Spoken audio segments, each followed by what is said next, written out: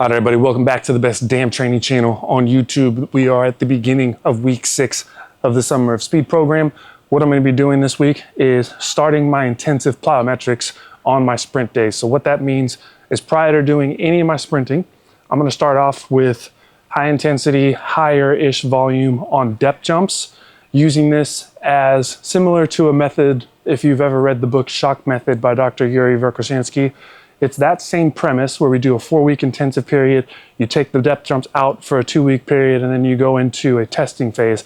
So I'm gonna be doing the same thing, just changing it up slightly. In the book, specifically, if you look at some of the examples that they give, they did it 3 times a week, and they were doing 40 to 60 touches per session during that 3 times a week. So they're doing 120 plus contacts throughout the course of a week.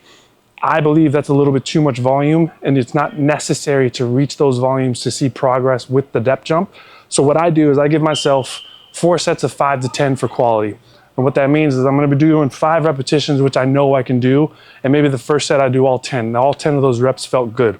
I get into my second set. Maybe I'm doing reps 7 and 8, they start to feel a little bit sloppy. I stop it there. I don't continue to do sloppy reps and trying to get the amount of volume in just to get the volume in. So I give myself 4 sets of 5 to 10 for quality, and I'm gonna be doing these from varying heights. So today we'll do everything from about 75 centimeters. Then we're gonna be doing a mixture of 75 centimeters up to 1 meter, and eventually going probably slightly above 1 meter, or at least staying at 1 meter for all 4 sets as we get into the last couple weeks of this. So because I'm a week behind, I'm taking out my deload week. I'll be doing my 4-week intensive period, week 6, 7. We're skipping week 8. I'm gonna be going straight to week 9 and then week 10.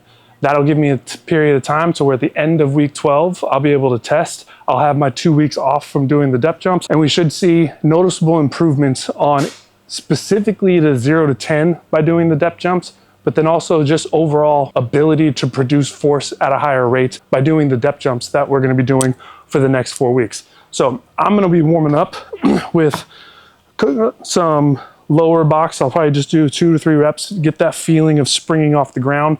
We'll bump it up to 60, and then we'll do a couple more reps, and then we'll go to 75. Now you'll notice I've got this white piece of sheet metal down.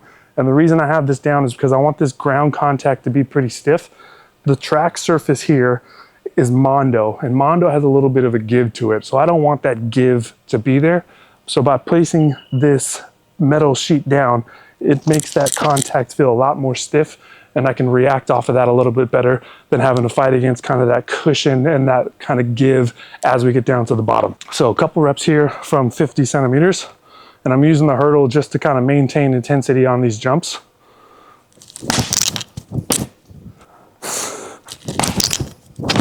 We'll do one more from 50 here.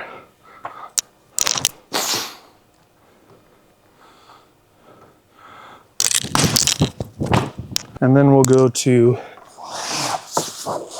60, and we'll do some reps from 60 centimeters. Now, I've done this 4-week intensive period of plyometrics a number of times over the last 10 years. I would say probably I've done it at least once a year over the last 10 years.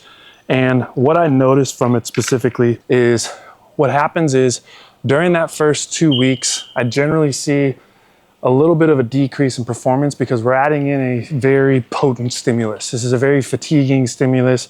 It's a very stressful stimulus, especially on the nervous system.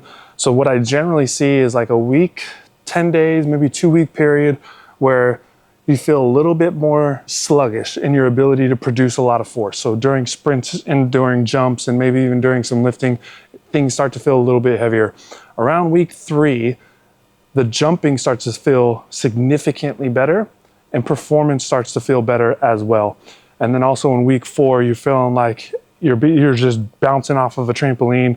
You're feeling like that repeated stimulus to those depth jumps is now starting to take effect.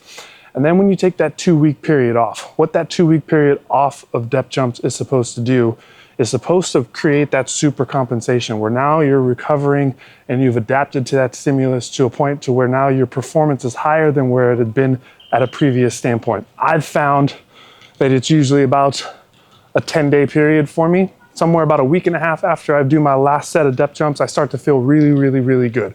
And I've done this before prior to some lifting. Now, I don't think depth jumps make you better in the weight room specifically, but the one thing I do feel like they transfer to very well is a jerk, because when you're doing a depth jump, you're landing in this position here and you're spending a little bit more time on the ground, but you're creating a lot of vertical force. Same thing within a jerk is you got that barbell on your shoulders. You're getting into a very, very similar position where you have your knees slightly bent and you're creating a lot of vertical force. So I have felt it a little bit of a carryover from doing depth jumps to doing the jerk specifically. Every time I've ever hit 200 kilos on a jerk, which I've done 4 or 5 times now, that has always followed up a very intense plyometric session doing these depth jump variations. But the biggest carryover for me is, like I said, that 0 to 10 feels like it improves significantly by doing this depth jump progression.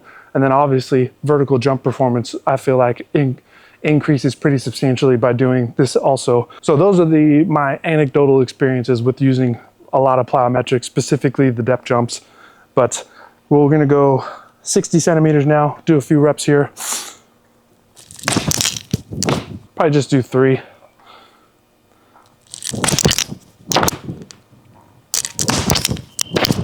So now we got 4 sets from 75 centimeters. One thing you should do if you're gonna be doing depth jumps, your shorter drops, you can be closer to the hurdle or be closer to a box. If you're looking at trying to jump onto a box, which actually, now that I'm thinking about it, I probably should be jumping onto this box rather than going over a hurdle. You can get a little bit closer because that drop height is gonna be lower. You're not gonna have as much horizontal carry as you fall off of a box. Once the box starts getting higher, you need to create more distance between you and the hurdle, because there's gonna be a point where you're falling forward, not just dropping straight down and trying to jump up. You're gonna be falling forward a little bit. So you need to create space between the box and the hurdle or the other box that you're gonna be jumping on to be able to give yourself space to swing your arms. Because in a depth jump, you make contact with the ground, there's a slight bend in the knee, but there's a big arm swing, and you need to make sure that you have enough space to get in between you and whatever object you're trying to jump over or jump on. And now that I've said this, I'm actually gonna switch this up and I'm gonna be jumping onto this box here because I want these to be quality. I wanna try to get as much volume as I can. By going over the hurdle and landing again, we're adding more ground contacts on that landing, which could create more fatigue. So I'm gonna switch this around. We'll go from the box, off of the surface, and then we'll land onto the soft boxes here. All right, 75 centimeters, 4 sets, 5 to 10 for quality. I put those weights down there just in case this thing decides it wants to move a little bit, but react off the ground, land on the soft box, repeat, maintain quality. And when I say maintain quality, what I'm looking for is I want to feel like I'm getting a lot of power and a lot of pop off of the floor. If it ever starts to feel like it's starting to get real slow or that impact is becoming too much for me to overcome very quickly, then we'll cut the reps off. But somewhere in between 5 to 10 reps here.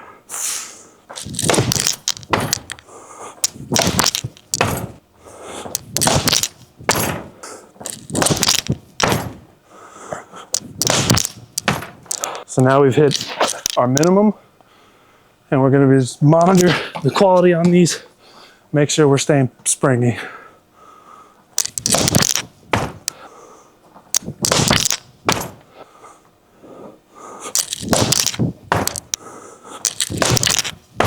All right, we're gonna call that set 1. Now, the downside of doing depth jumps is it makes your session a little bit longer because you gotta rest 3, 4, 5 minutes in between each of these, because these are very intense in terms of stimulus. So you need that full recovery in between, which is probably gonna be 4 to 5 minutes. And if you do 4 sets of this, you're adding 16 to 20 minutes of rest, or 16 to 20 extra minutes onto your session by throwing these in there. So we'll rest up now, full recovery, and then we'll do set number 2.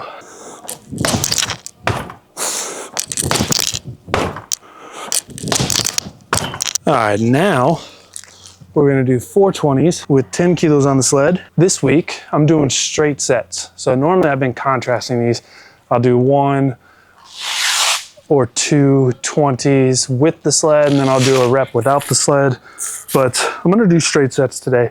So I'll do all 4 of my sets on the sled, and then we'll go into 4 20s, 3 30s, and 3 40s, and that'll be the workout for today.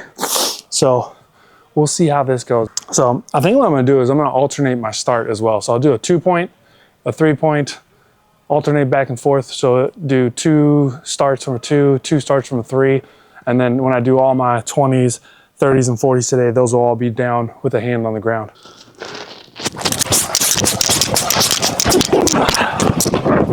All right, we'll do this one from a 3 points.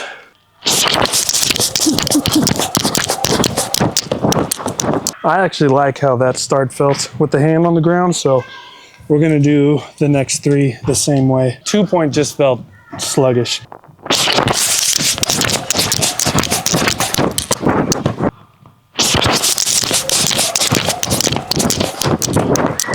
All right, I got 4 20-meter sprints. Gonna be just measuring the whole 20. There's gonna be no 10-meter split here. So hopefully I can get this down to like the low 90s. Last week, I was like high to mid 90s. I think my fastest rep was close to 90 flat. So like 2.90 when I'm saying 90s. So if I can get down to like low 90s and make that consistent over the course of these 4 reps, I'm gonna be happy with that.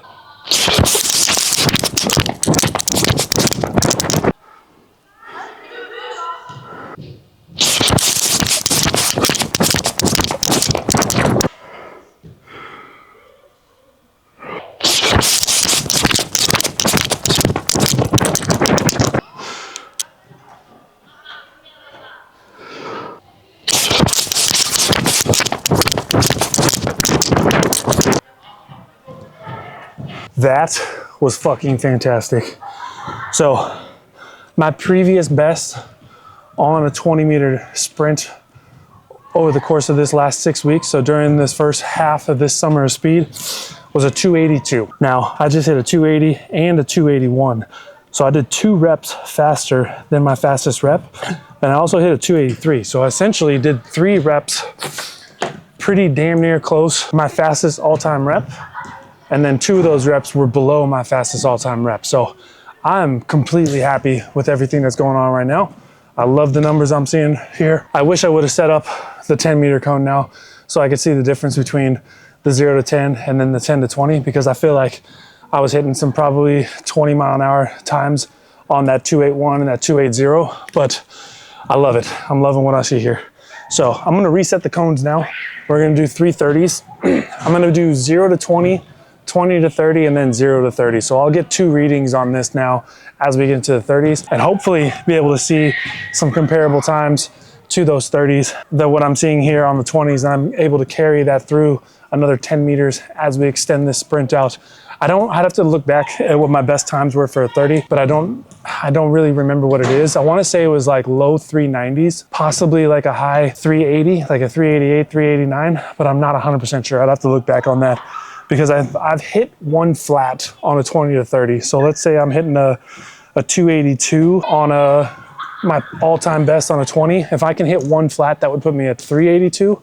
So I don't know if I've done that though. So I think my best 30s is like high 380s. I think it's 386, 387, but we'll figure it out. So I'm gonna reset the cones, set up so I get my 20 and then get my 20 to 30 and then 0 to 30. We'll knock off 3 30s here.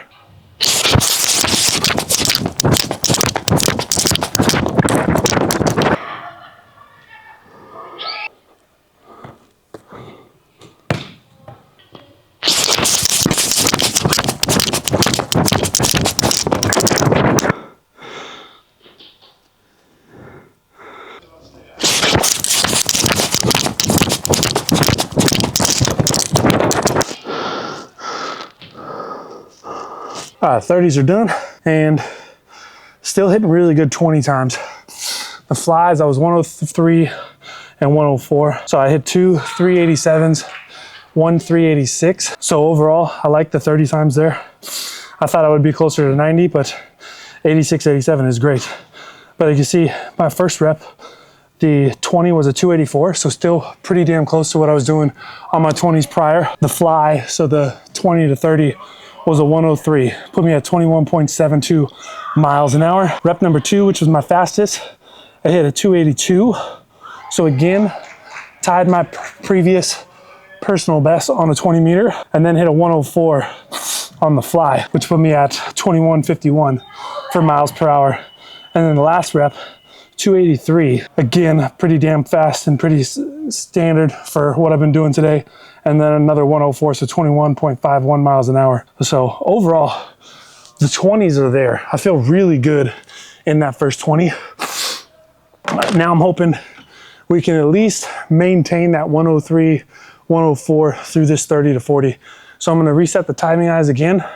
I'll get 0 to 20, 20 to 30, 30 to 40, and then 0 to 40. So we'll get multiple times on all this. And I have it set up that way specifically because I'm very interested to see what 20 to 30, 30 to 40 are in those 10-meter splits.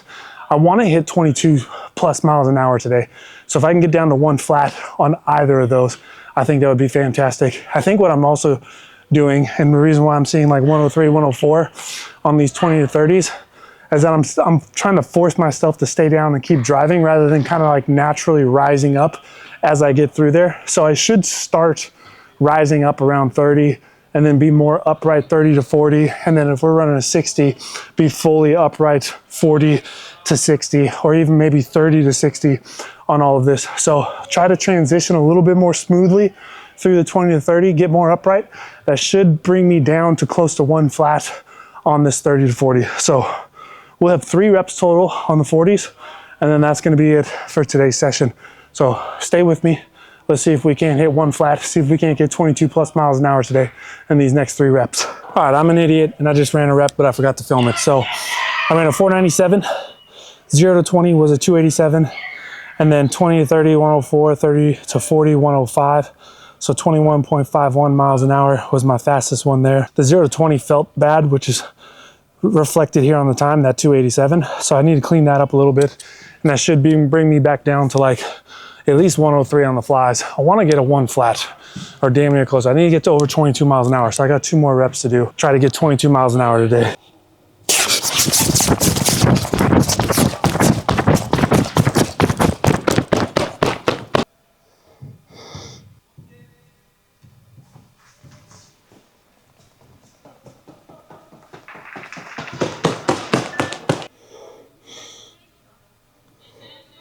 All right, 497, rep number 1. 496, rep number 2. 491, rep number 3. So significantly faster than last week, but again, we came back from being sick last week. So last week was kind of shit no matter what.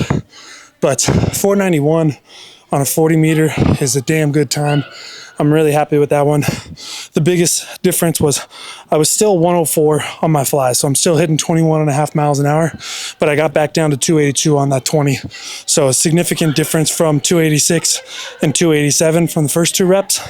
But the most positive thing here that I can see is the fact that we did 4 sleds, 4 20s, 3 30s, and 3 40s. So that's 15 almost reps throughout the course of the entire session, 14 reps. So 4 sleds, 8 with the 20s, 11 with the 30s, 14 with the 40s. And each of the reps was getting faster as we were going. So this was rep number 14, and I'm still getting faster than I did on the first rep of the 40s. So that's a very, very, very good sign that, one, like speed endurance is there. I'm able to maintain these velocities deep into the repetitions. So the tempo work that we did from the first block that we've been doing over the last few weeks as well is paying off and allowing me to maintain intensities over the course of a long session. So I'm really happy with that. Now this intensification block, we're on week 6. We're going to go into week 7, week 9, 10, 11, all that kind of stuff is where we're really going to be hammering the max velocity and trying to increase the peak velocity that we can hit. So I'm able to hit consistently like low 1, so 102, 103 pretty consistently. My fastest time so far over the course of this first 6 weeks has been a 1 flat, so I haven't got down into the 90s. But the goal now is to maintain our ability to do this many repetitions to get a lot of volume in. And then as we get into the last block of this training program and we start cutting that volume down, the intensity should be there to where we're hitting faster velocities on our max velo pieces as well. So that's going to be it for today. It was a damn good session.